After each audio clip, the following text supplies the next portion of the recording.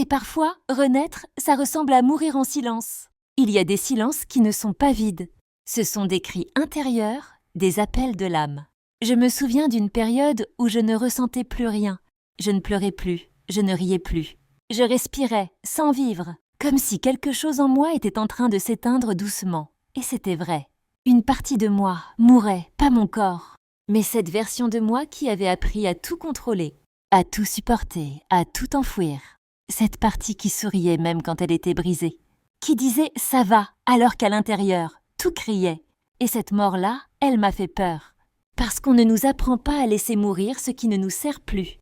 On nous dit de tenir, de rester fort, de continuer. Mais parfois, pour évoluer, il faut laisser tomber.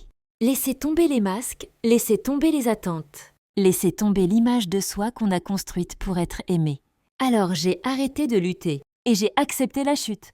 J'ai plongé dans ce vide intérieur, dans cette obscurité que j'évitais depuis trop longtemps.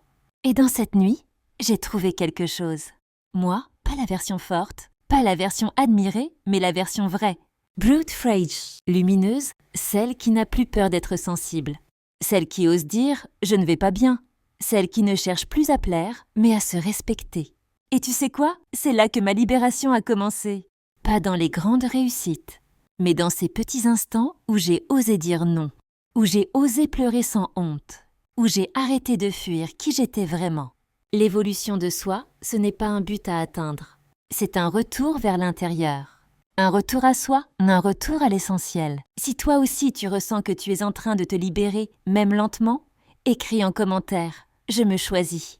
Même quand c'est difficile, et partage cette vidéo à une personne qui traverse sa propre métamorphose.